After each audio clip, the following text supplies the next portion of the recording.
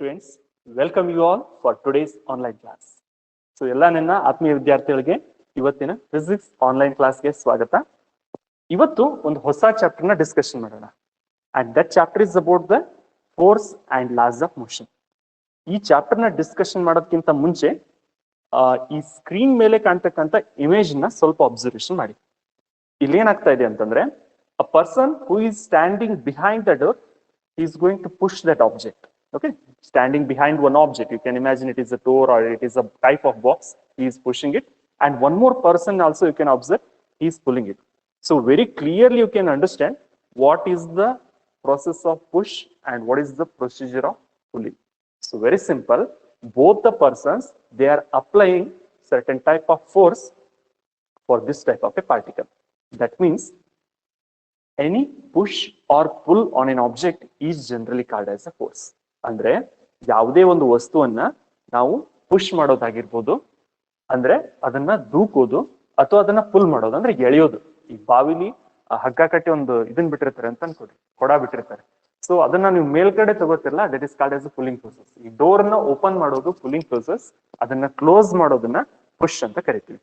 ಈ ಎರಡು ಅಂದ್ರೆ ಅವಾಗ ನಾವು ಅಪ್ಲೈ ಮಾಡ್ತಕ್ಕಂಥ ಒಂದು ಫಿಸಿಕಲ್ ಕ್ವಾಂಟಿಟಿಗೆ ಏನಂತ ಕರಿತೀವಿ ಅಂತಂದ್ರೆ ಫೋರ್ಸ್ ಅಂತ ಕರಿತೀವಿ. Very simple, a push or pull on an object is generally called as a force. Define force ಅಂತ ಕೇಳಿದ್ರೆ, so do remember it, a push or pull on an object is generally called as a force. So ಈ concept ಅನ್ನು utilisation ಮಾಡ್ಕೊಂಡು ಇವತ್ತು ಒಂದು important chapter ನ discussion ಮಾಡೋ ಪ್ರಯತ್ನ ಮಾಡೋಣ, and that is about the force and laws of the motion. So as I just now I told you, a push or pull on an object is generally called as a force. So generally this type of concept was discovered by the scientist Newton. So that's why the SI unit of force is generally considered as a Newton. So do remember, Newton is the SI unit of a force. So ಯಾವುದೇ ಒಂದು ವಸ್ತುವಿಗೆ apply ಮಾಡಿರ್ತಕ್ಕಂಥ push process ಆಗಿರ್ಬೋದು ಅಥವಾ full process ಆಗಿರ್ಬೋದು, ಅದನ್ನ Newton ಲೆಕ್ಕದಲ್ಲಿ ಎಳಿತಾರೆ. 5 ನ್ಯೂಟನ್, 7 ನ್ಯೂಟನ್, 10 ನ್ಯೂಟನ್, ಈ ತರ ನಾವು ಎಳಿತಾ ಹೋಗ್ಬೋದು, ನೆನ್ಪಿಟ್ಕೊಡ್ರಿ. And this force is considered as a vector quantity. Do remember it. The quantity which has both magnitude and direction. ಯಾವ ಕ್ವಾಂಟಿಟಿಗೆ ಮ್ಯಾಗ್ನಿಟ್ಯೂಡ್ ಅಂದ್ರೆ ವ್ಯಾಲ್ಯೂ ಇರುತ್ತೆ, ಮತ್ತೆ ಅದಕ್ಕೊಂದು ಸ್ಪೆಸಿಫಿಕ್ ಡೈರೆಕ್ಷನ್ ಇರುತ್ತೆ, ಅದನ್ನ ನಾವು ವೆಕ್ಟರ್ ಕ್ವಾಂಟಿಟಿ ಅಂತ ಕರಿತೀವಿ. ಪ್ರೀವಿಯಸ್ ಕ್ಲಾಸ್ ಅಲ್ಲಿ ನಾನು ಹೇಳಿದ್ದೆ, ಸ್ಕೇಲಾರ್ ಕ್ವಾಂಟಿಟಿ ಅಂತಂದ್ರೆ the quantity which has only magnitude, no specific direction, ಯಾವುದೇ ಸ್ಪೆಸಿಫಿಕ್ ಡೈರೆಕ್ಷನ್ ಇರೋದಿಲ್ಲ. ಡಿಸ್ಟೆನ್ಸ್ ಅನ್ನೋದು ಸ್ಕೇಲಾರ್ ಕ್ವಾಂಟಿಟಿ ಅಂತ ಹೇಳಿದ್ದೆ, ವೆಲಾಸಿಟಿ ಅನ್ನೋದು ವೆಕ್ಟರ್ ಕ್ವಾಂಟಿಟಿ ಅಂತ ಹೇಳಿದ್ದೆ, ಎಕ್ಸಲರೇಷನ್ ಅನ್ನೋದು ಕೂಡ ವೆಕ್ಟರ್ ಕ್ವಾಂಟಿಟಿ ಅಂತ ಕನ್ಸಿಡರೇಷನ್ ಆಗುತ್ತೆ. And this force is also considered as a vector quantity because it is having a specific direction. ಮತ್ತೆ ಇನ್ನೊಂದು ಕಾನ್ಸೆಪ್ಟ್ ನೆನ್ಪಿಟ್ಕೊಡ್ರಿ, ಫೋರ್ಸ್ ಫಾರ್ಮುಲಾ ಏನಿರುತ್ತೆ ಅಂತಂದ್ರೆ F is equal to m into a. So do remember it, force F is equal to m means mass of an object. ಒಂದು box ಇದೆ ಅಂತ ಅನ್ಕೊಳ್ರಿ, ಆ box ನ mass ನ ನಾವು ಕನ್ಸಿಡರೇಷನ್ ಮಾಡ್ಕೋಬೇಕು. Suppose the box is having a mass of 5 kg. 5 kg is the mass. 10 kg, 15 kg, whatever it may be. Okay, and A is indicating the acceleration. Okay, as you already know, the rate of change of velocity is called as the acceleration. So F is equal to ma. This is the basic formula of the force. ಇದನ್ನ ಯಾವ ತರ derive ಮಾಡೋದು ಅನ್ನೋದನ್ನ upcoming classes ಅಲ್ಲಿ discussion ಮಾಡ್ತಾ ಹೋಗೋಣ. Okay, and as you know, there are 2 important types of the forces. So main ಆಗಿ 2 types ಆಗಿ ನಾವು ಇದನ್ನ ಕ್ಲಾಸಿಫಿಕೇಶನ್ ಮಾಡ್ಕೊಳ್ತಿರ್ತೀವಿ. ಒಂದು ಫೋರ್ಸ್ ಏನಂತ ಕರಿತೀವಿ ಅಂತಂದ್ರೆ ಬ್ಯಾಲೆನ್ಸ್ಡ್ ಫೋರ್ಸ್ ಅಂತ ಕರಿತೀವಿ, and one more it is called as a unbalanced type of A force. So ಹಾಗಾದ್ರೆ ಬ್ಯಾಲೆನ್ಸ್ಡ್ ಫೋರ್ಸ್ ಅಂತ ಯಾವ್ದು ಕರೆಯೋದು ಅಂತಂದ್ರೆ, ವೆರಿ ಸಿಂಪಲ್, ನೀವು ವಾಲ್ ನ ಪುಷ್ ಮಾಡಕ್ ಟ್ರೈ ಮಾಡ್ತೀರಿ ಅಂತ ಅನ್ಕೊಳ್ರಿ. ಗೋಡೆ ಇರುತ್ತೆ, ನಿಮ್ ಮನೆ ಗೋಡೆನ, ಅದನ್ನ ಹೋಗಿ ಪುಷ್ ಮಾಡಕ್ ಟ್ರೈ ಮಾಡ್ತೀರಿ ಅಥವಾ ಪುಲ್ ಮಾಡಕ್ಕಾದ್ರೂ ಟ್ರೈ ಮಾಡಿ. ಪುಲ್ ಮಾಡಕ್ಕಂತೂ ಸಾಧ್ಯ ಇಲ್ಲ. So if you just go and try to push the wall, so ಏನು ಡಿಫ್ರೆನ್ಸ್ ಆಗಲ್ಲ, ನೀವು ಎಷ್ಟೇ ಟ್ರೈ ಮಾಡಿದ್ರು ಕೂಡ ವಾಲ್ ಮುಂದ್ಗಡೆ ಹೋಗೋದೇ ಇಲ್ಲ. ಸೊ ಅದನ್ನ ಏನಂತ ಕರಿತೀವಿ ಅಂತಂದ್ರೆ ಬ್ಯಾಲೆನ್ಸ್ಡ್ ಫೋರ್ಸ್ ಅಂತ ಕರಿತೀವಿ. ಅಂದ್ರೆ the total amount of force applied for that particle, the total amount of the force, whatever you are applying the force there, at that situation the displacement becomes zero. ಯಾವುದೇ ಆ vehicle ಏನಾಗಲ್ಲ ಅಥವಾ ಆ particle ಏನಾಗಲ್ಲ, movement ಆಗಲ್ಲ. ಅದನ್ನ ಏನಂತ ಕರಿತೀವಿ ಅಂತಂದ್ರೆ ಬ್ಯಾಲೆನ್ಸ್ಡ್ ಫೋರ್ಸ್ ಅಂತ ಕರಿತೀವಿ. For example, if you try to go and push the bus, okay, at that time also bus will not be move. Bus ಕೂಡ ಮೂವ್ಮೆಂಟ್ ಆಗಲ್ಲ. ಒಬ್ಬನೇ ವ್ಯಕ್ತಿ ಹೋಗಿ ಅದನ್ನ ದೂಕ್ತೀನಿ ಅಂತಂದ್ರೆ ಆಗಲ್ಲ. That is called as a balanced force. ಅಂದ್ರೆ ರಿಸಲ್ಟೆಂಟ್ ಫೋರ್ಸ್ ಏನಾಗುತ್ತೆ ಅಂತಂದ್ರೆ 0 ಆಗಿರುತ್ತೆ. ರಿಸಲ್ಟೆಂಟ್ ಆ ವೆಹಿಕಲ್ ಮೂವ್ಮೆಂಟ್ ಆಗಲ್ಲ, ಡಿಸ್ಪ್ಲೇಸ್ಮೆಂಟ್ 0 ಆಗಿಬಿಡುತ್ತೆ. At that situation, such type of situation is called as a balanced type of force. And one more type of force is there, and that is called as a unbalanced type of a force. ಈ force ಅಲ್ಲಿ ಏನಾಗುತ್ತೆ ಅಂತಂದ್ರೆ ನೀವು imagination ಮಾಡ್ಕೊಳ್ರಿ, if you try to go and push a bicycle or if you try to go and push the chair, ಒಂದು chair ನ push ಮಾಡ್ರಿ ಅಂತಂದ್ರೆ ಅಥವಾ ಯಾವ್ದೊಂದ್ರು ಅದು ಒಂದು ಬೈಸಿಕಲ್ ನ ಪುಷ್ ಮಾಡ್ರಿ ಅಂತಂದ್ರೆ easily you can push it. So such a type of force is called as a unbalanced type of a force. So example they have provided that the person pushing a bicycle, it is a unbalanced force.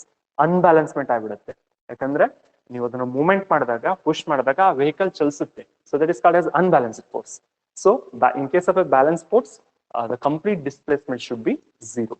Okay, so this is what the main two important types of the forces. One is called as a balanced force and one more it is called as a unbalanced type of a force. ಇದನ್ನ use ಮಾಡ್ಕೊಂಡು ಇದನ್ನ main ಆಗಿ apply ಮಾಡ್ಕೊಂಡು Newton ಅನ್ನೋ scientist ಒಂದು important concept ನ discuss ಮಾಡ್ತಾನೆ. ಅದನ್ನ ನಾವೇನಂತ ಕರಿತೀವಿ ಅಂತಂದ್ರೆ Newton's first law of motion ಅಂತ ಕರಿತೀವಿ. ಮೊದಲು ಇದು ಸ್ಟೇಟ್ಮೆಂಟ್ ನ ನೋಡ್ರಿ, ಅದಾದ್ಮೇಲೆ ಇದೇನ್ ಹೇಳುತ್ತೆ ಅನ್ನೋದನ್ನ ಡಿಸ್ಕಷನ್ ಮಾಡ್ಕೋಣ. ಪ್ರತಿ ವರ್ಷ ಎಕ್ಸಾಮ್ ಅಲ್ಲಿ ಇದ್ರ ಬಗ್ಗೆ ಕ್ವಶನ್ಸ್ ಇದ್ದೇ ಇರುತ್ತೆ. Explain the Newton's first law of motion, second law of motion R third law of motion, law of inertia, ಈ ತರ ವೆರೈಟಿ ಆಫ್ ಕ್ವಶನ್ಸ್ ನ ಕೇಳ್ತಾ ಇರ್ತಾರೆ. So today, now let's discuss about the concept of Newton's first law of motion. The first law says that every body, okay, every object or every body continues in a state of rest or uniform motion, in a state of uniform motion, unless an external unbalanced type of a force acts upon it. Okay, ಇದನ್ನ ಅರ್ಥ ಮಾಡ್ಕೊಳ್ಳೋ ಪ್ರಯತ್ನ ಮಾಡೋಣ. So ಇದನ್ನ ಅರ್ಥ ಮಾಡ್ಕೊಳ್ಳಿಕ್ ಅಂತೇಳಿ ಒಂದು situation ಅನ್ನ ಇಮ್ಯಾಜಿನೇಷನ್ ಮಾಡ್ಕೊಳ್ರಿ. ಫುಟ್ಬಾಲ್ ಗೇಮ್ ಇರುತ್ತೆ ಅಂತ, ಫುಟ್ಬಾಲ್ ಗೇಮ್ ಆಡ್ತಾ ಇರ್ಬೇಕಾದ್ರೆ ಆ ಬಾಲ್ ಗ್ರೌಂಡ್ ಮೇಲಿದೆ ಅಂತ ತಿಳ್ಕೊಳ್ರಿ. Okay, an object at rest will remain in rest ಅಂತ ಅಂದ್ರೆ ಆ ಫುಟ್ಬಾಲ್ ಅನ್ನ ನೀವು ಹೋಗಿ ಕಿಕ್ ಮಾಡದೆ ಹೋದ್ರೆ ಅಥವಾ ಎಕ್ಸ್ಟರ್ನಲಿ ಬಂದು ಯಾರೋದನ್ನ ಕಾಂಟ್ಯಾಕ್ಟ್ ಮಾಡದೆ ಹೋದ್ರೆ ಆ ಫುಟ್ಬಾಲ್ ಎಲ್ಲಿರುತ್ತೋ ಅಲ್ಲೇ ಉಳಿಯುತ್ತೆ. ನೀವು 1 ತಾಸು ಬಿಟ್ಟು ಬಂದು ನೋಡಿದ್ರು ಅಲ್ಲೇ ಇರುತ್ತೆ, ಅಥವಾ ಒಂದ್ ಡೇ ಬಂದ್ಬಿಟ್ಟು ನೋಡಿದ್ರು ಅಲ್ಲೇ ಇರುತ್ತೆ. ಯಾಕಂದ್ರೆ ಅದನ್ನ ಯಾರು ಕಾಂಟ್ಯಾಕ್ಟ್ ಮಾಡ್ತಾ ಇಲ್ಲ, ಆಬ್ಜೆಕ್ಟ್ ಯಾರು ಎಕ್ಸ್ಟರ್ನಲಿ ತಗೊಂಡ್ಬಂದು ಏನು ಪುಷ್ ಮಾಡ್ತಾ ಇಲ್ಲ. So if any object remains in it state of rest only, it will be in rest condition only. Okay, ಮತ್ತೊಂದು ಸಿಚುವೇಶನ್ ಅಬ್ಸರ್ವೇಷನ್ ಮಾಡಿ. Unless acted by an unbalanced force ಅಂತ ಕೊಟ್ಟಿರ್ತಾರೆ. ಅನ್ಬ್ಯಾಲೆನ್ಸ್ಡ್ ಫೋರ್ಸ್ ಅಂತಂದಾಗ ನೀವು ಓಡಿ ಬಂದು ಆ ಫುಟ್ಬಾಲ್ ನ ಏನ್ ಮಾಡ್ತೀರಿ, ಕಿಕ್ ಮಾಡ್ತೀರಿ, ಒದಿತೀರಿ. ಸೊ ಆ ಫುಟ್ಬಾಲ್ ನ ಓದ್ ತಕ್ಷಣ ಏನಾಯ್ತು, ಇಲ್ಲಿ ಬ್ಯಾಲೆನ್ಸ್ಡ್ ಆಗಿರೋ ಫೋರ್ಸು ಇಲ್ಲಿ ಅನ್ಬ್ಯಾಲೆನ್ಸ್ಮೆಂಟ್ ಆಗ್ಬಿಡ್ತು, ಯಾಕಂದ್ರೆ ಮೂವ್ಮೆಂಟ್ ಆಗಕ್ಕೆ ಸ್ಟಾರ್ಟ್ ಆಗ್ಬಿಡ್ತು. ಸೊ ನೀವು ಬಂದು ಅದನ್ನ ಕಿಕ್ ಮಾಡಿದಾಗ, okay, this type of A situation is called as A external unbalanced force. External unbalanced force ಅನ್ನ ನೀವು ಆ ಫುಟ್ಬಾಲ್ ಮೇಲೆ ಅಪ್ಲೈ ಮಾಡಿದ್ರಿ, ಅವಾಗ ಏನಾಯ್ತು ನೋಡ್ರಿ, an object in motion. Okay, so this is first situation. First situation ನೋಡ್ರಿ. ಸೊ ಫಸ್ಟ್ ಇನಿಷಿಯಲ್ ಆಗಿ ಒಂದು ಫುಟ್ಬಾಲ್ ರೆಸ್ಟ್ ಕಂಡೀಷನ್ ಅಲ್ಲಿ ಇರೋದು ರೆಸ್ಟ್ ಕಂಡೀಷನ್ ಅಲ್ಲೇ ಉಳಿಯುತ್ತೆ, ನೀವು ಎಕ್ಸ್ಟರ್ನಲಿ ಅನ್ಬ್ಯಾಲೆನ್ಸ್ಡ್ ಫೋರ್ಸ್ ನ ಆಕ್ಟ್ ಮಾಡದೇ ಇದ್ದಾಗ. ಸಪೋಸ್ ನೀವೇನಾದ್ರೂ ಅನ್ಬ್ಯಾಲೆನ್ಸ್ಡ್ ಫೋರ್ಸ್ ನ ತಗೊಂಡ್ಬಂದು ಅದಕ್ಕೆ ಕಿಕ್ ಮಾಡಿದ್ರಿ ಅಂತಂದ್ರೆ it will move. Okay, first situation. ಮತ್ತೊಂದು ಸಿಚುವೇಶನ್ ನೋಡಿ ಇವಾಗ. ಸೊ ಇಲ್ಲಿರೋ ಫುಟ್ಬಾಲ್ ಆಲ್ರೆಡಿ ಮೂವ್ಮೆಂಟ್ ಆಗ್ತಾ ಇದೆ. Okay, second part of the situation ಅಲ್ಲಿ an object in motion will continue with the constant speed and direction ಅಂತ ಹೇಳ್ತಾರೆ. ಅಂದ್ರೆ ಕಂಟಿನ್ಯೂಸ್ ಆಗಿ ಆ ಬಾಲ್ ಕಿಕ್ ಆದ್ಮೇಲೆ ನೀವು ಫುಟ್ಬಾಲ್ ಇಂದ ಅದನ್ನ ಫುಟ್ಬಾಲ್ ನ ಕಿಕ್ ಮಾಡಿದ ತಕ್ಷಣ ಮೂವ್ಮೆಂಟ್ ಆಗಕ್ಕೆ ಸ್ಟಾರ್ಟ್ ಆಗುತ್ತೆ ಫಾಸ್ಟ್ ಆಗಿ. ಅಂದ್ರೆ it come for the situation of motion, moving ball it is. Okay, moving football. So at that situation if you do not stop it, ನೀವೇನಾದ್ರೂ ಸ್ಟಾಪ್ ಮಾಡದೇ ಇದ್ರೆ ಕಂಟಿನ್ಯೂಸ್ ಆಗಿ ಏನಾಗುತ್ತೆ, ಮೋಷನ್ ಆಗ್ತಾನೆ ಹೋಗ್ತಿರುತ್ತೆ. ಸೊ ಇಲ್ಲಿ ನೋಡ್ರಿ, ನೆಟ್ ಇದೆ, ಆ ನೆಟ್ಟಿಗೆ ಬಂದು ಕಾಂಟ್ಯಾಕ್ಟ್ ಆಗುತ್ತೆ, ಇದೇನ್ ಮಾಡುತ್ತೆ ಅಂತಂದ್ರೆ ಅದು ಸ್ಟಾಪ್ ಮಾಡುತ್ತೆ. Unless acted on the unbalanced force. ಈ ಎಲ್ಲ ಕಾನ್ಸೆಪ್ಟ್ ನ ಟೋಟಲ್ ಆಗಿ ನೋಡಿದಾಗ ನಮಗೊಂದು ಸ್ಮಾಲ್ ಕನ್ಕ್ಲೂಷನ್ ಸಿಗುತ್ತೆ. ಆ ಕನ್ಕ್ಲೂಷನ್ ಅನ್ನೇ ನ್ಯೂಟನ್ಸ್ ಫಸ್ಟ್ ಲಾ ಯೂಸ್ ಅಂತ ಕರಿತೀವಿ. So Newton first law says that every body, that body is football here, continues in its state of rest. ಅಂದ್ರೆ ಆ ಫುಟ್ಬಾಲ್ ರೆಸ್ಟ್ ಕಂಡೀಷನ್ ಅಲ್ಲಿ ಇದ್ದದ್ದು ರೆಸ್ಟ್ ಕಂಡೀಷನ್ ಅಲ್ಲೇ ಉಳಿಯುತ್ತೆ, ಅಥವಾ it moves in the it will remain in the uniform motion only. Uniform motion ಯಾವಾಗ kick ಮಾಡಿ movement ಆಗ್ತಾ ಇರ್ಬೇಕಾದ್ರೆ ಕಂಟಿನ್ಯೂಸ್ ಆಗಿ ಮೂವ್ಮೆಂಟ್ ಆಗ್ತಾನೆ ಹೋಗುತ್ತೆ. ಎಲ್ಲಿವರೆಗೂ, unless, okay, they have provided that unless an external unbalanced force acts upon it. External unbalanced force ಅಂತಂದ್ರೆ ನೀವು ಬಂದು ಅದನ್ನ ಕಿಕ್ ಮಾಡಿದ್ರಿ, ಹೌದಾ? Unless an external unbalanced force acts upon it, ನೀವು ಹೊರಗಡೆಯಿಂದ ಬಂದು ಕಿಕ್ ಮಾಡದೆ ಹೋದ್ರೆ ಆ ಬಾಲ್ ರೆಸ್ಟ್ ಕಂಡೀಷನ್ ಇದ್ರೆ ರೆಸ್ಟ್ ಕಂಡೀಷನ್ ಅಲ್ಲೇ ಮುಂದುವರಿಯುತ್ತೆ, ಅಥವಾ ಮೋಷನ್ ಕಂಡೀಷನ್ ಇದ್ದದ್ದು ನೀವು ನೆಟ್ ನ ಅಪ್ಲೈ ಮಾಡದೆ ಹೋದ್ರೆ ಮೋಷನ್ ಕಂಡೀಷನ್ ಅಲ್ಲೇ ಇರ್ತಾ ಇತ್ತು. ಇದನ್ನ ನಾವೇನಂತ ಕರಿತೀವಿ ಅಂತಂದ್ರೆ simply we will call it as the Newton's first law of motion. Very simple. ನಿಮ್ ಮುಂದ್ಗಡೆ ಒಂದ್ ಟೇಬಲ್ ಅಲ್ಲಿ ಒಂದು ಪೆನ್ ಇದೆ ಅಂತ ಅನ್ಕೊಳ್ರಿ. ಆ ಪೆನ್ ಅನ್ನ ನೀವು ಕಾಂಟ್ಯಾಕ್ಟ್ ಮಾಡದೆ ಹೋದ್ರೆ ಆ ಪೆನ್ನು ಇದ್ದಲ್ಲೇ ಇರುತ್ತೆ, ರೆಸ್ಟ್ ಕಂಡೀಷನ್ ಅಲ್ಲೇ ಇರುತ್ತೆ. ಆ ಪೆನ್ ಅನ್ನ ತಗೊಂಡೋಗಿ ಒಂದ್ ಸ್ವಲ್ಪ ಪುಷ್ ಮಾಡಿದ್ರಿ, ಒಂದು ಫೋರ್ಸ್ ಅನ್ನ ಅಪ್ಲೈ ಮಾಡಿದ್ರಿ ನಿಮ್ ಹ್ಯಾಂಡ್ ಇಂದ ಅಂತಂದ್ರೆ that will be in the state of motion. So every body it will remain in states of rest only are uniform motion only unless an external unbalanced force acts upon it ಅಂತ ಹೇಳ್ತೀವಿ. So this is called as a Newton's first law of motion. ಇದನ್ನ ಅರ್ಥ ಮಾಡ್ಕೊಂಡು ಒಂದ್ 2-3 ಸರ್ತಿ ಬರುತ್ತೆ ತೆಗಿರಿ. Definitely you can write it in the main examination. So ಹಾಗಾದ್ರೆ example, variety of other examples ನ ಯಾವ್ದು ಕೊಡ್ಬೋದು ಅಂತ ನೋಡ್ತಾ ಹೋಗ್ರಿ. When a bus suddenly stops, when a moving bus, especially when a moving bus suddenly stops, a person sitting in it, he will falls forward. Imagination ಮಾಡ್ಕೊಳ್ರಿ, ಒಂದು bus ಇದೆ, ಆ ಬಸ್ಸಿನ ಸೀಟ್ ಮೇಲೆ ನೀವು ಕುತ್ಕೊಂಡಿರ್ತೀರಿ. ಓಕೆ, ಸೊ ನೀವಲ್ಲಿ ಕುತ್ಕೊಂಡಾಗ ಇಮಿಡಿಯೇಟ್ಲಿ ಏನ್ ಮಾಡ್ತಾನೆ ಡ್ರೈವರು ಬ್ರೇಕ್ ನ ಅಪ್ಲೈ ಮಾಡ್ಬಿಡ್ತಾನೆ. ಬ್ರೇಕ್ ಮಾಡಿದ ತಕ್ಷಣ ನಿಮ್ ಬಾಡಿ ಏನಾಗುತ್ತೆ ಅಂತಂದ್ರೆ ಇಮಿಡಿಯೇಟ್ ಆಗಿ ಯಾವ ಕಡೆ ಮೂವ್ಮೆಂಟ್ ಆಗುತ್ತೆ ನೆನ್ಪು ಮಾಡ್ಕೊಳ್ರಿ. Yes, definitely you will fall in the forward condition. Brake ಅನ್ನು ಹಾಕಿದ ತಕ್ಷಣ ಮುಂದ್ಗಡೆ ಬಾಗ್ತೀವಿ, ಮುಂದ್ಗಡೆ ಸೀಟ್ ಬಡಿಸ್ಕೊತಾ ಇರ್ತೀವಿ, ಹೌದಾ? ಈ ಸಿಚುವೇಶನ್ ಅಲ್ಲಿ ಏನಾಯ್ತು ಅಂತಂದ್ರೆ initially bus was moving, bus movement ಆಗ್ತಾ ಇರುತ್ತೆ. ಮೂವ್ಮೆಂಟ್ ಆಗ್ತಾ ಇರೋ bus it is in the state of uniform motion, uniform motion ಅಲ್ಲಿ ಇತ್ತು, ಹೌದಾ? ಅವಾಗ ಏನಾಗ್ತಿರುತ್ತೆ, ನಿಮ್ lower part of the body it was in motion condition. Suddenly driver breaker apply ಮಾಡಿದ ತಕ್ಷಣ ನಿಮ್ lower part of the body ಏನಿರ್ತಿತ್ತಲ್ಲ, ಸೊ ಅದು ಇಮಿಡಿಯೇಟ್ಲಿ ಸ್ಟಾಪ್ ಆಗುತ್ತೆ. ಅಪ್ಪರ್ ಪಾರ್ಟ್ ಆಫ್ ದ ಬಾಡಿಗೆ ಸ್ವಲ್ಪ ಟೈಮ್ ಬೇಕಾಗುತ್ತೆ. ಆ ಟೈಮ್ ಗ್ಯಾಪ್ ಅಲ್ಲಿ ಏನಾಗುತ್ತೆ ಅಂತಂದ್ರೆ you will fall forward type of a condition. ಇದನ್ನ ಎಕ್ಸಾಂಪಲ್ ಆಗಿ ಕೊಡ್ಬೋದು ಒಂದ್ ಸಿಚುವೇಶನ್, ಅಥವಾ ಇನ್ನೊಂದು ಸಿಚುವೇಶನ್ ಅಬ್ಸರ್ವೇಷನ್ ಮಾಡ್ರಿ. Wearing a seat belt in the car while driving. ಈ ಕಾರ್ ಡ್ರೈವ್ ಮಾಡ್ತಾ ಇರ್ಬೇಕಾದ್ರೆ ಹೊಸ ಮಾಡರ್ನ್ ಕಾರ್ ಅಲ್ಲಿ ಸೀಟ್ ಬೆಲ್ಟ್ ನ ನೀವು ಹಾಕೊಳ್ದೆ ಹೋದ್ರೆ ಕಂಟಿನ್ಯೂಸ್ ಆಗಿ ಬೀಪ್ ಸೌಂಡ್ ಬರಕ್ ಸ್ಟಾರ್ಟ್ ಆಗ್ತಿರುತ್ತೆ. ಅಬ್ಸರ್ವೇಷನ್ ಮಾಡ್ರಿ. ಹಳೆ ಕಾರಲ್ಲಿ ಇದಿರಲ್ಲ, ಸೆಟ್ಟಿಂಗ್ ಇರಲ್ಲ. ಸ್ವಲ್ಪ ಹೊಸ ಕಾರಲ್ಲಿ ಆ ಸೆಟ್ಟಿಂಗ್ಸ್ ಇರುತ್ತೆ.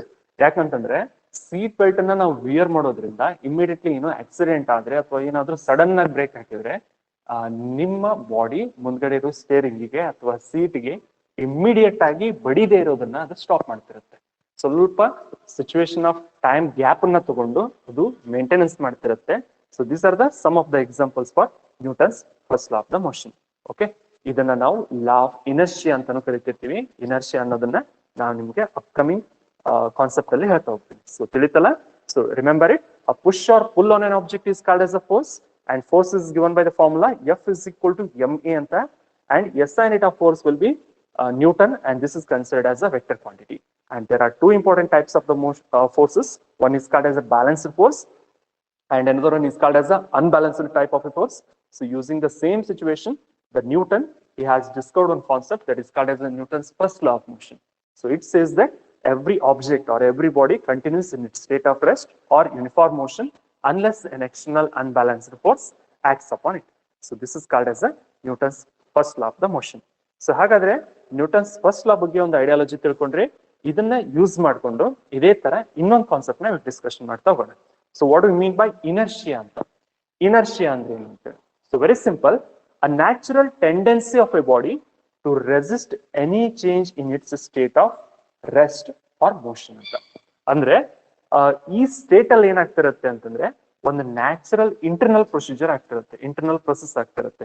That means it is a natural tendency of a body, any body to resist. Resist ಅಂದ್ರೆ ಅಪೋಸ್ ಮಾಡೋದು. ಯಾವ್ದನ್ನ ಅಪೋಸ್ ಮಾಡುತ್ತೆ? ಚೇಂಜ್ ಆಗೋದನ್ನ ಅಪೋಸ್ ಮಾಡುತ್ತೆ. ಓಕೆ, ಯಾವ ಚೇಂಜು? ರೆಸ್ಟ್ ಇರೋದನ್ನ ರೆಸ್ಟ್ ಆಗಿ ಮುಂದುವರಿಯೋ ಪ್ರಯತ್ನ ಮಾಡ್ತಿರುತ್ತೆ, ಅಥವಾ ಮೋಷನ್ ಇದ್ರೆ ಮೋಷನ್ ಅಲ್ಲಿ ಇರೋಕೆನೆ ಪ್ರಯತ್ನ ಮಾಡುತ್ತೆ. ಇದನ್ನ ನಾವೇನಂತ ಕರಿತೀವಿ? ಇನರ್ಷಿಯಾ ಅಂತ ಕರಿತೀವಿ. I repeat, the natural tendency of a body to resist any change in its state of rest or state of motion. ಒಂದು ಎಕ್ಸಾಂಪಲ್ ನಾನು ಕೊಡ್ತೀನಿ, ನಿಮ್ಗೆ ಕ್ಲಿಯರ್ ಆಗಿ ಅರ್ಥ ಆಗುತ್ತೆ. ವಾಲ್ ಕ್ಲಾಕ್ ನ ಇಮ್ಯಾಜಿನೇಷನ್ ಮಾಡ್ಕೊಡ್ರಿ. ವಾಲ್ ಕ್ಲಾಕ್ ನೀಡಲ್ ಅಲ್ಲಿ ಇರ್ತಕ್ಕಂಥ ಮಿನಿಟ್ ಹ್ಯಾಂಡ್ ಅನ್ನ ಅಥವಾ ಮಿನಿಟ್ ನೀಡಲ್ ಅನ್ನ ಅಥವಾ ಅವರ್ ನೀಡಲ್ ಅನ್ನ ಸೆಕೆಂಡ್ ನೀಡಲ್ ನ ಒಂದು ಸ್ವಲ್ಪ ನೆನ್ಪು ಮಾಡ್ಕೊಳ್ರಿ. ಸೊ ಅದು ಯಾವಾಗ್ಲೂ ಕಂಟಿನ್ಯೂಸ್ ಆಗಿ ಮೋಷನ್ ಕಂಡೀಷನ್ ಅಲ್ಲೇ ಇರುತ್ತೆ, ಕಂಟಿನ್ಯೂಸ್ ಆಗಿ ಮೂವ್ಮೆಂಟ್ ಆಗ್ತಿರುತ್ತೆ. ಪ್ರತಿ ಸೆಕೆಂಡ್ಗೂ ಸೆಕೆಂಡ್ ಇಂಬುಳು ಏನಾಗ್ತಿರುತ್ತೆ? ಚಲಿಸ್ತಾನೆ ಇರುತ್ತೆ. So for every fraction of second, the second needle will be always revolving. That is called as the inertia of motion. Inertia of motion ಅಂತ ನಾವು ಅದನ್ನ ಕರಿತೀವಿ, because it continuously it will in motion condition only. ಇನ್ನೊಂದು situation imagination ಮಾಡ್ಕೊಡ್ರಿ. ಒಂದು ದೊಡ್ಡ table ಇರುತ್ತೆ. ಆ table ಯಾವಾಗ್ಲೂ ನಿಮ್ಮ ಮನೆಯಲ್ಲಿ ರೆಸ್ಟ್ ಕಂಡೀಷನ್ ಅಲ್ಲೇ ಇರುತ್ತೆ. ಅದು ನೀವು ಮೂವ್ಮೆಂಟ್ ಮಾಡಕ್ಕೆ ಸಾಧ್ಯ ಇಲ್ಲ, ಪುಷ್ ಮಾಡಕ್ಕೆ ಸಾಧ್ಯ ಇಲ್ಲ, ಅಷ್ಟು ಹೆವಿ ಇರುತ್ತೆ. That type of state is called as a state of rest. that is called as inertia of rest condition. So very simple, the natural tendency of a body to resist any change in its state of rest or motion.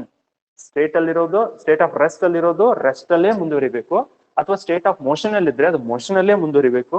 ಈ ಒಂದು imaginary concept ನಾವೇನಂತ ಕರಿತೀವಿ ಅಂತಂದ್ರೆ inertia ಅಂತ ಕರಿತೀವಿ. Okay, generally the inertia can be measured with the S I unit, that is called as a kg, kg ಲೆಕ್ಕದಲ್ಲಿ ಅಥವಾ kilograms ಅಂತ ಕರಿತೀವಿ. So this is what the S I unit of a inertia. Okay, and always remember, mass of an object is a measure of its inertia. Mass ಅನ್ನೋದು ಇನರ್ಷಿಯಾನ measurement ಮಾಡ್ತಕ್ಕಂತ ಒಂದು quantity ಆಗಿರುತ್ತೆ. 1 kg sugar ತಗೊಂಬನ್ರಿ ಅಂತ ಹೇಳ್ತಾರೆ. 1 kg sugar ತಗೊಂಬನ್ರಿ ಅಂತಂದಾಗ 1 kg ಅನ್ನೋದು mass, ಹೌದಾ? ಆ 1 kg ಶುಗರ್ ಅನ್ನೋದು ಒಂದು ಪಾಕೆಟ್ ಅಲ್ಲಿ ಪ್ಯಾಕ್ ಆಗಿ ಕುತ್ಕೊಂಡ್ಬಿಟ್ಟಿರುತ್ತೆ. It will be in rest condition. That is what I am calling here the mass of an object is the measure of inertia. Inertia na measurement ಮಾಡ್ತಕ್ಕಂತ ಕ್ವಾಂಟಿಟಿಗೆ ನಾವು mass ಅಂತ ಕರಿತೀವಿ. This is also having a SI unit of kg only. Mass ಇರಲಿ ಅಥವಾ inertia ಇರಲಿ, ಎರಡಕ್ಕೂ ಒಂದೇ SI unit ಇರುತ್ತೆ, and that SI unit will be nothing but a kg only. And always remember, both are generally considered as a scalar type of a quantity. So just now I told you, the quantity which has only magnitude, no specific direction, such type of quantity is called as a scalar quantity. So do remember, inertia is considered as a scalar type of a quantity. Define inertia anta keltirtare. So at that time you can write this expression, define inertia, and write the SI unit of inertia anta keltirtare. So at that time you can write this explanation. Okay, so do remember this factor very well. Okay, Newton's first law ಬಗ್ಗೆ ತಿಳ್ಕೊಂಡ್ರಿ, inertia ಬಗ್ಗೆ ತಿಳ್ಕೊಂಡ್ರಿ. ಇದನ್ನ use ಮಾಡ್ಕೊಂಡು ಒಂದು ಸಣ್ಣ ಆಕ್ಟಿವಿಟಿನ ನಿಮ್ಗೆ ಹೇಳ್ತೀನಿ ನೋಡಿ. ಒಂದು ಗ್ಲಾಸ್ ಆಫ್ ವಾಟರ್ ಇರುತ್ತೆ ಅಂತ ಅನ್ಕೊಳ್ರಿ. Imagine there is a glass of water, and above that glass I am going to take one small plain paper, ಅಥವಾ ಒಂದು ಕಾರ್ಡ್ಬೋರ್ಡ್ ಕೂಡ ನೀವು ತಗೋಬಹುದು. You can take any one plain paper or cardboard, and on the surface of that cardboard or set of paper I am going to put one 5 rupees coin. ಒಂದು 5 rupees coin ಅನ್ನ ಒಂದು coin ಅನ್ನ ಅದ್ರ ಮೇಲೆ ಇಟ್ಟಿರಿ. Next ಏನ್ ಮಾಡ್ರಿ, immediately you have to pull that paper. Immediate ಆಗಿ ಫಾಸ್ಟ್ ಆಗಿ ಅದನ್ನ ಏನ್ ಮಾಡ್ಬೇಕು, ಪೇಪರ್ ತೆಗೆದ್ಬಿಡ್ಬೇಕು. You can try this activity at home only. So immediate ಆಗಿ ಪೇಪರ್ ತೆಗೆದ ತಕ್ಷಣನೇ ಆ ಕಾಯಿನ್ ಏನಾಗುತ್ತೆ ಅಂತಂದ್ರೆ ಒಳಗಡೆ ಬೀಳಕ್ ಸ್ಟಾರ್ಟ್ ಆಗುತ್ತೆ. Immediately it will come to the inside the glass of water. Okay, so immediately the coin will falls in to the glass. This is because the coin was in inertia of rest condition. ಆ rest condition ಅಲ್ಲಿ ಇರೋ coin inertia situation ಅಲ್ಲಿ ಇತ್ತು, inertia of rest situation ಅಲ್ಲಿ ಇತ್ತು. ಇದನ್ನ ನೆನ್ಪಿಟ್ಕೊಳ್ರಿ ಅಂತೇಳಿ ಈ ಆಕ್ಟಿವಿಟಿನ ಮಾಡ್ಬೋದು. ಯು ಕ್ಯಾನ್ ಟ್ರೈ ಟೆಟ್ ಹೊರ, ಬಟ್ ಸ್ಲೋ ಆಗಿ ತೆಗಿಯೋವಾಗಿಲ್ಲ. ಪೇಪರ್ನ ಸ್ಲೋ ಆಗಿ ತೆಗಿತಾ ಹೋದ್ರಿ ಅಂತಂದ್ರೆ ಕಾಯಿನು ಆ ಪೇಪರ್ ಜೊತೆನೇ ಬಂದ್ಬಿಡುತ್ತೆ. Immediately you have to remove. Immediately ನೀವು ತೆಗೆದ ತಕ್ಷಣ ಇಮಿಡಿಯೇಟ್ಲಿ ಅದು ಡೌನಲ್ ಪೊಸಿಷನ್ ಅಲ್ಲಿ ಬರುತ್ತಲ್ಲ, that is called as a inertia of rest ಅಂತ ಹೇಳ್ಬೋದು. Okay, so remember that factor very well. So using this type of a concept we have to understand the concept of it. Some more inertia of rest and motion ಅದನ್ನ ಇನ್ನೂ upcoming classes ಅಲ್ಲಿ ಹೇಳ್ತಾ ಹೋಗ್ತೀನಿ. ಇವಾಗ ಇನ್ನೊಂದು concept ನ discuss ಮಾಡೋಣ, that is called as a momentum. So generally this term is indicated by the letter P. Okay, very simple. The product of mass and velocity of an object is called as a momentum. The product of mass and velocity. ಯಾವುದೇ ಒಂದು ಆಬ್ಜೆಕ್ಟಿನ mass ಅನ್ನ ನಾವು ಯಾವ್ದ್ರಿಂದ multiply ಮಾಡಬೇಕು, ವೆಲಾಸಿಟಿಯಿಂದ multiply ಮಾಡಬೇಕು. ಅದನ್ನ ನಾವೇನಂತ ಕರಿತೀವಿ ಅಂತಂದ್ರೆ ಮೊಮೆಂಟಮ್ ಅಂತ ಕರಿತೀವಿ. So generally this term is indicated by the letter P. P is equal to mv ಅಂತ ತಗೊಳ್ತೀವಿ. ಒಂದು ಸ್ಮಾಲ್ ಸಿಚುವೇಶನ್ ಇಂದ ಹೇಳ್ತೀನಿ. Generally you know about the concept of velocity, right? So velocity means the rate of change of displacement ಅಂತ ಕರಿತಿರ್ತೀವಿ, ಅಥವಾ the ratio of displacement to the time taken ಅಂತ ತಗೊಳ್ತಾ ಇದ್ವಿ. ನೆನಪಿದ್ಯಾ? ಸ್ಮಾಲ್ ಎಕ್ಸಲೇಟರ್ ಡಿಸ್ಪ್ಲೇಸ್ಮೆಂಟ್ ಇಂಡಿಕೇಟ್ ಮಾಡ್ತಿತ್ತು, ಟಿ ಅಂತಂದ್ರೆ ಟೈಮ್ ಟೇಕನ್ ಅಂತ ತಗೊಳ್ತಿದ್ವಿ. So the ratio of displacement to the time taken is called as the velocity, right? So the product of this mass and velocity is called as a momentum.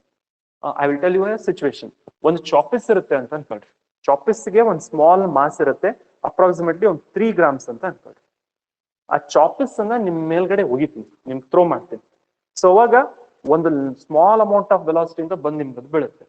ನೀವು alert ಆಗ್ತೀರಾ. ಕ್ಲಾಸಲ್ಲಿ ಮಾತಾಡ್ತಾ ಕೂತ್ಕೊಂಡಾಗ ಚಾಪಿಸ್ ಒಗಿತಾರೆ. Immediately ನೀವು alert ಆಗ್ತೀರಾ, ಆ ಕಡೆ ನೋಡಕ್ start ಮಾಡ್ತೀರಿ. ಆ ಚಾಪಿಸ್ ನಿಮ್ಗೆ ಪೆಟ್ ಮಾಡಲ್ಲ. That means you won't get any type of hurt at that situation.